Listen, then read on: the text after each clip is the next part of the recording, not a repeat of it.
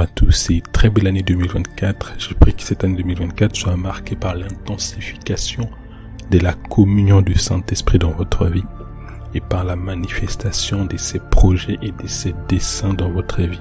Que ce soit une année qui soit marquée par des témoignages abondants à la gloire de son nom. Bienvenue donc dans ce nouvel épisode. Dans cet épisode, nous allons toujours rester sur les thèmes du sommeil spirituel. Et cette fois-ci, nous allons voir 3 clés efficaces qui nous permettent de sortir du sommeil spirituel.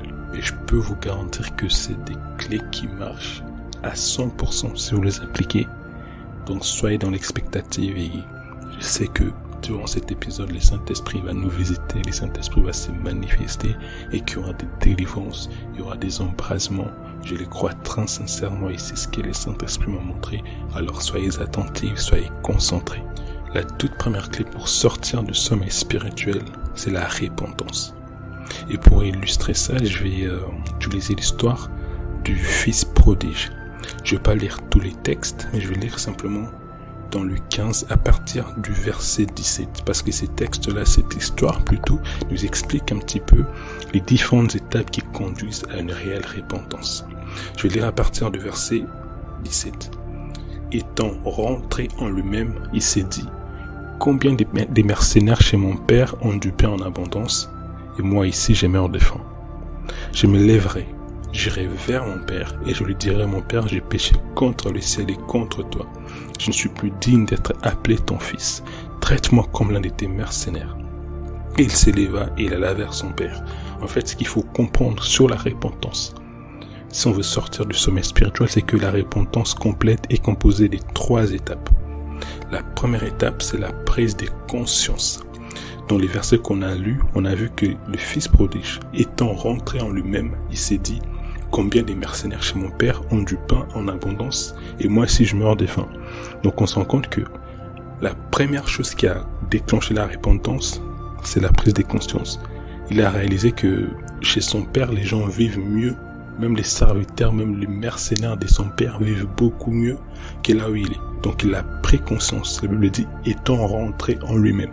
La première étape donc, c'est de prendre conscience, reconnaître que tu es loin de Dieu, reconnaître que tu es tombé dans un état de sommeil spirituel. En fait, la prise de conscience, c'est vraiment l'étape où on reconnaît, on réalise qu'on s'est éloigné de Dieu, qu'on a péché, qu'on a rétrogradé et on prend la décision de se repentir. La deuxième étape, c'est la confession. Parce que c'est une bonne chose de se repentir, mais il faut aussi, c'est une bonne chose plutôt de prendre conscience, mais il faut aussi ajouter à la prise de conscience la confession. En fait, la confession, c'est l'étape dans laquelle on s'humilie et on va vers la personne contre qui on a péché pour s'excuser, pour demander pardon.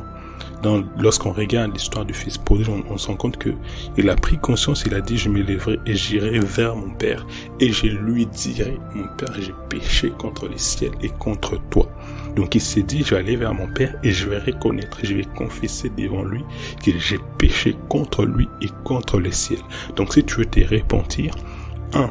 Prends conscience, 2. Confesse tes péchés devant Dieu et même dans certains cas devant les hommes, parce que l'étape de la confession, c'est l'étape dans laquelle on avoue ses péchés devant Dieu, mais aussi devant les personnes qu'on a offensées, les personnes qu'on a blessées durant cette phase de sommeil, d'assoupissement spirituel.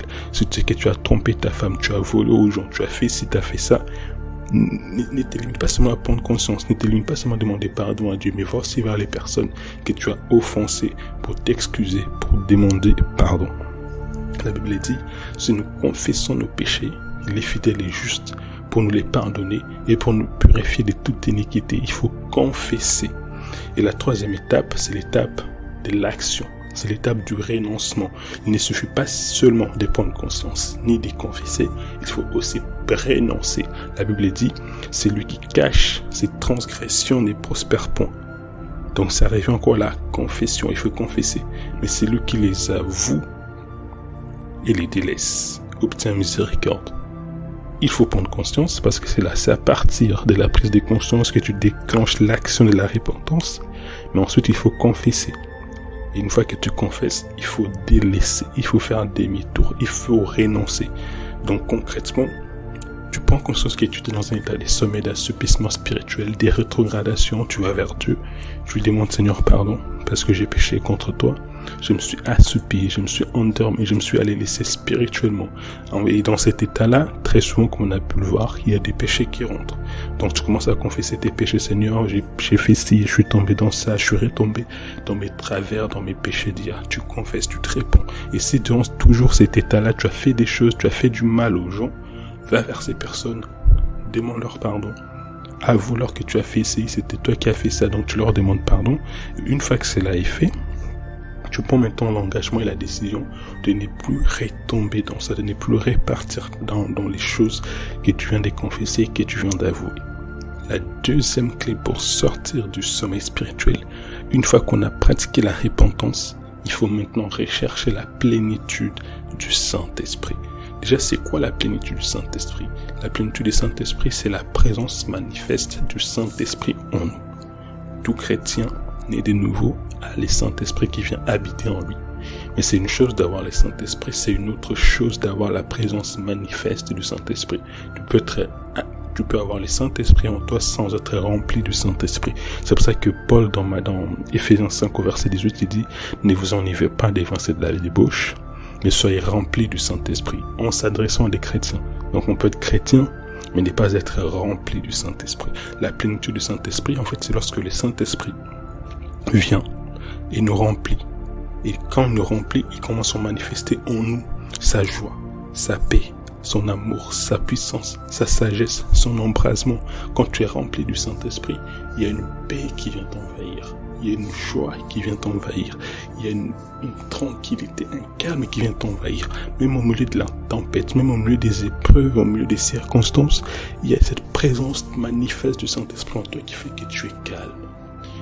Tu es tranquille, tu es serein, même quand autour de toi, il y a des tentations, il y a des gens qui veulent te pousser à pécher.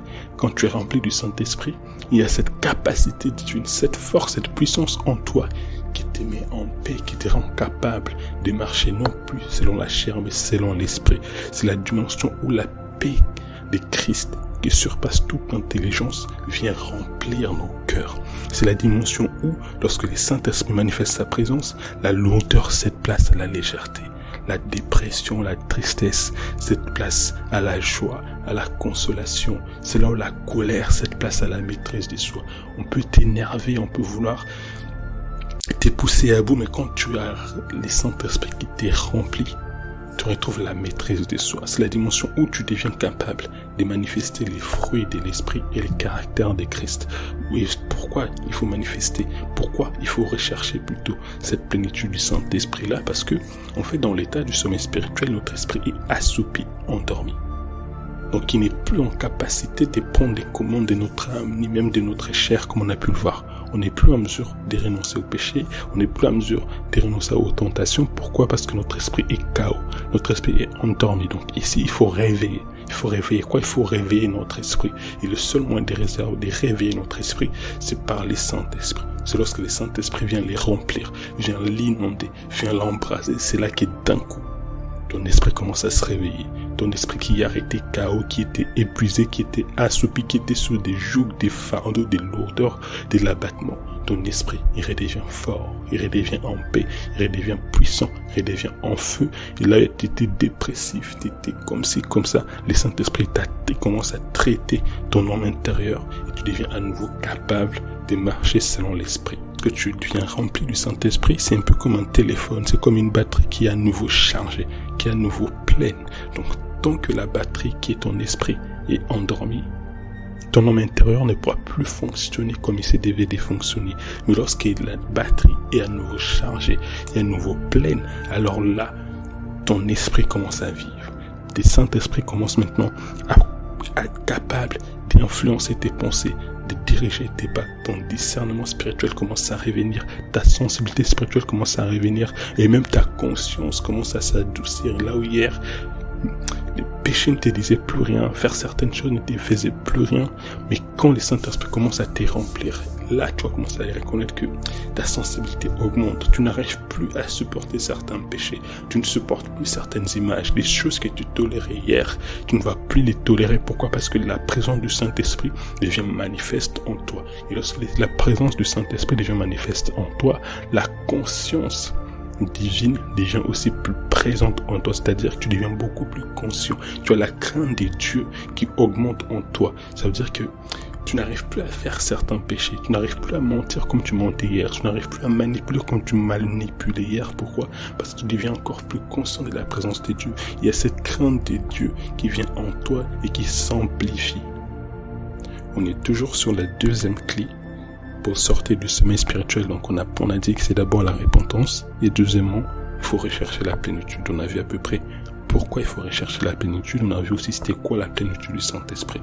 Maintenant, de manière pratique, comment expérimenter cette plénitude du Saint-Esprit? Comment arriver à cette dimension où les fleuves d'eau vive commencent à couler de toi? Comment arriver à cette dimension où la paix des dieux commence à remplir ton cœur, où la consolation divine est remplit ton cœur, où tu commences à manifester les fruits de l'Esprit? Pour manifester cela, pour expérimenter cette dimension de la plénitude, la première chose à faire, c'est qu'il faut chercher Dieu de tout son cœur.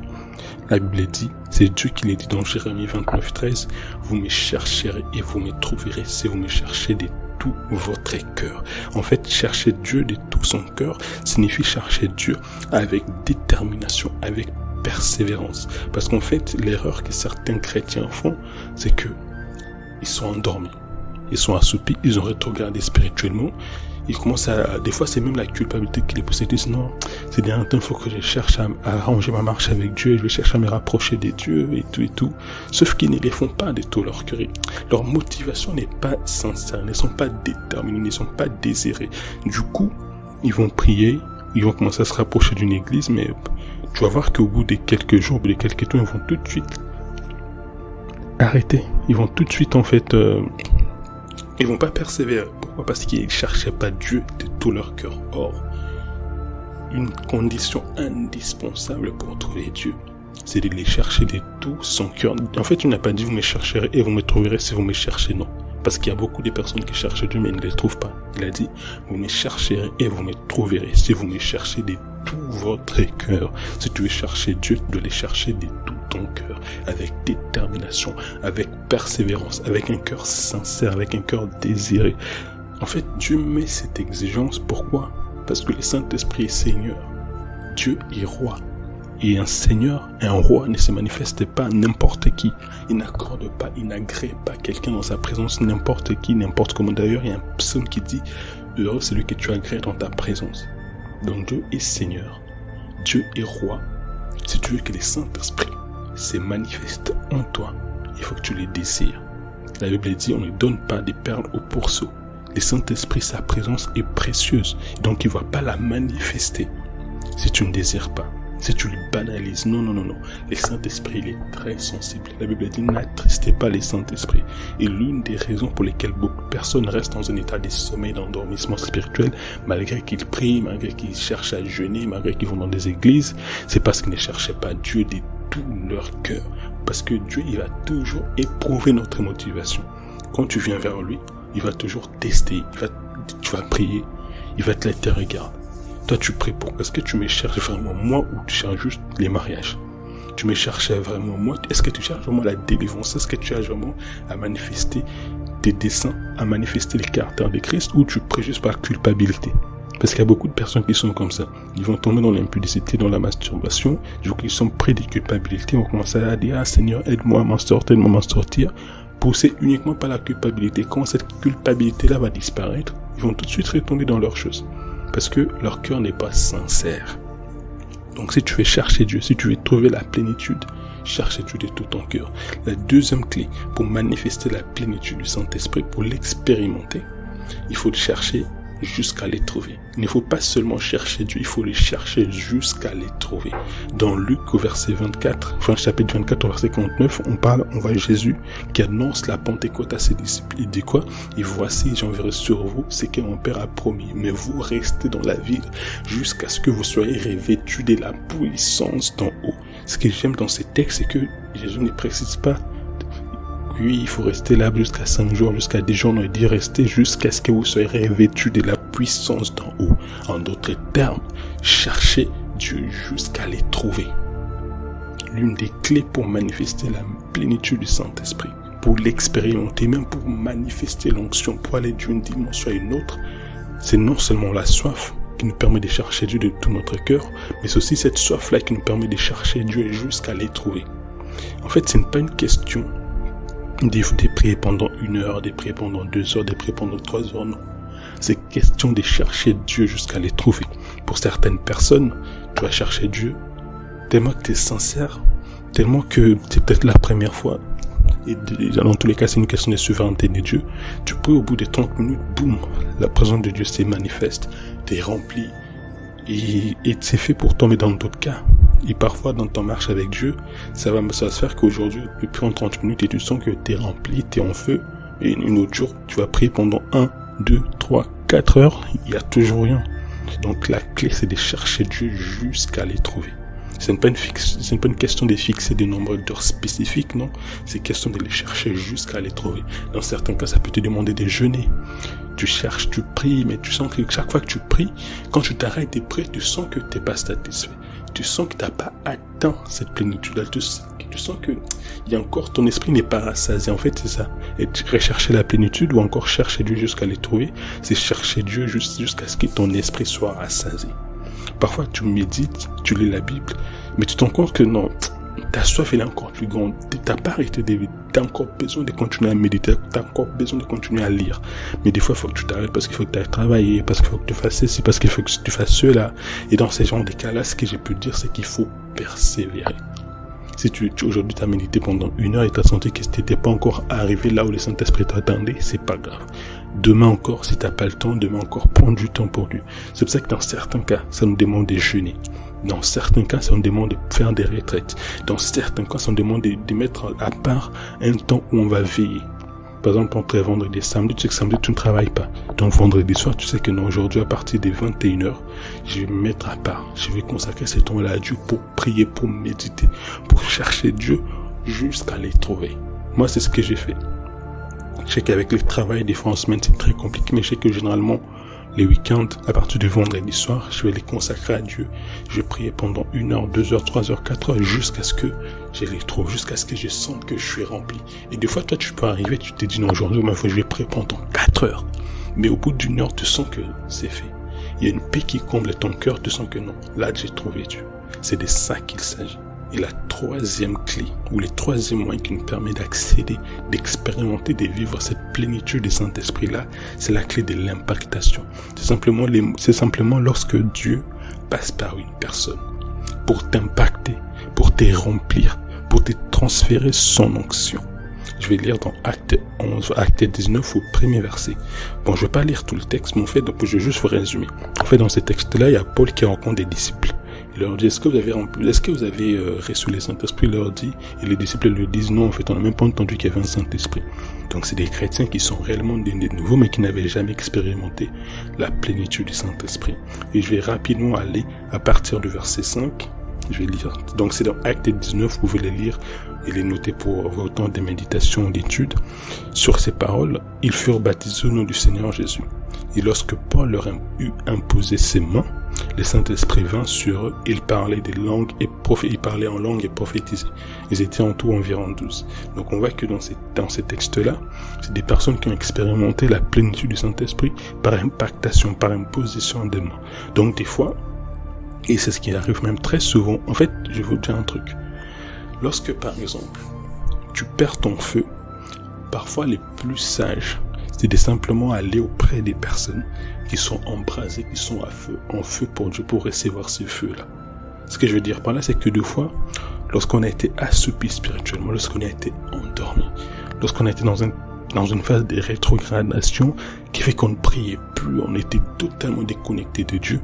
Quand tu vas commencer à prier seul, à méditer seul, tu vas être lourd, ça va te demander de persévérer, ça va te demander énormément de motivation. Même quand tu vas mettre des temps de prière, d'adoration, pour essayer de conditionner, de préparer l'atmosphère, d'amplifier les choses, ça va quand même être lourd. parfois les plus sages, c'est simplement d'aller au point. Il ne faut pas du tout laisser les cultes personnels, loin de là. Il faut faire ça, même si c'est lourd. D'ailleurs, c'est normal que ce soit lourd quand tu cherches à revenir, c'est normal. Il faut garder les cultes personnels, mais en plus de ça, va dans des temps de prière, va dans des séminaires, va dans des conférences où il y a des personnes en feu, embrasées, onctionnées. Et tu vas voir que quand tu vas aller vers eux, l'onction, la présence du Saint-Esprit qui est amplifiée, qui est encore plus grande lorsqu'on prie ensemble. La Bible dit qu'il est bon pour les frères de demeurer ensemble parce que c'est là où il déverse son onction. Donc quand tu vas dans ces genres d'atmosphère, tu t'exposes à ce type d'atmosphère puissante remplie d'onction, tu vas voir que le Saint-Esprit va commencer encore à plus te remplir. Il va commencer à t'inonder et tu vas moins ramer. Tu vas moins ramer spirituellement. Donc c'est vraiment quelque chose que je recommande. L'impactation, c'est une des clés indispensables lorsqu'on veut être rempli du Saint-Esprit ou même lorsqu'on veut opérer dans l'onction et passer d'une phase à une autre, d'une dimension à une autre. Prier seul, c'est très très bien, c'est indispensable, mais dans certains cas, tu seras toujours obligé d'aller auprès des autres personnes pour recevoir un type d'onction, pour recevoir un type d'embrassement, parce que seul, tu vas ramer. C'est pour ça que moi je recommande toujours ces deux plateformes-là. Donc les cultes personnels d'un côté, parce que c'est ultra indispensable. Si tu n'as pas de culte personnel, tu ne sauras pas conserver le feu. Tu peux aller dans un culte collectif, on prie pour toi, dans un séminaire, dans une conférence, tu reçois la présence de Dieu. Mais si tu n'as pas déjà les cultes personnels, tu ne pourras jamais réussir à l'entretenir. C'est les cultes personnels qui nous permettent d'entretenir, de maintenir et de grandir de manière constante dans notre relation avec le Saint-Esprit et de manière constante de rester rempli du Saint-Esprit. Si tu n'as pas de cultes personnels, sache que tu ne vas pas aller loin. Tu vas aller dans une conférence, on prie pour toi, tu t'exposes à une forte présence de Dieu qui te remplit, qui te fortifie, qui te donne de l'énergie, qui te donne du feu, mais au bout d'une semaine, ça sera déjà éteint. Pourquoi? Parce que tu n'as pas de culte personnel.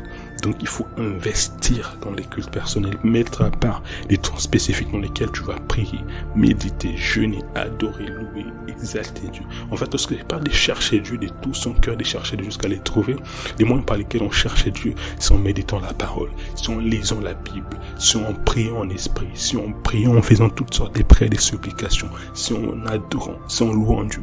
Des fois, quand tu es dans la présence de Dieu, des fois, en fait, ici, lorsque je parle des prières, c'est des prières de consécration, c'est des prières d'abondance, c'est des prières où tout ce que tu veux, c'est Dieu uniquement. Parce que je sais que parfois, il y a des gens qui vont nous écouter qui ne savent pas forcément comment prier. C'est ce type de prières-là qu'il faut faire. Tu dis, Seigneur, remplis-moi de ton esprit. Remplis-moi de ton esprit. Sors-moi de la lourdeur spirituelle. Remplis-moi de ton esprit. Tu pries, tu ne demandes que ça, Seigneur, remplis-moi de toi. Remplis-moi de ton onction, remplis-moi de ta puissance, fortifie mon homme intérieur. Tu pries comme ça. Et quand tu sens que tu pries, c'est bon. Tu prends la parole, tu la médites. Tu médites sur les Nouveaux Testaments, Éphésiens, Colossiens, tu médites. Et des fois, tu vas sentir encore qu'il faut que tu pries. Tu continues encore de prier. Et parfois, les Saint-Esprit te conduit à adorer. Il y aura des chants qui vont commencer à monter dans ton cœur. Tu chantes ces chants-là. Tu adores, tu loues. C'est ça qu'il faut faire. Enfin, la troisième clé pour sortir du sommeil spirituel. Donc on a vu la repentance, on a vu chercher la plénitude du Saint-Esprit. Il faut maintenant obéir aux instructions du Saint-Esprit. La Bible dit dans Luc 4:1, Jésus rempli du Saint-Esprit revint du Jourdain et il fut conduit par l'Esprit dans les déserts. Chaque fois que le Saint-Esprit t'est rempli, il va te conduire. Il va commencer à te donner des instructions sur des choses à faire. Il va te dire, rejoins telle église, va dans telle communauté, suis tel homme de Dieu, attache-toi à cette personne, sépare-toi de telle personne. Il va commencer à te donner des instructions pratiques pour te faire avancer dans ta destinée.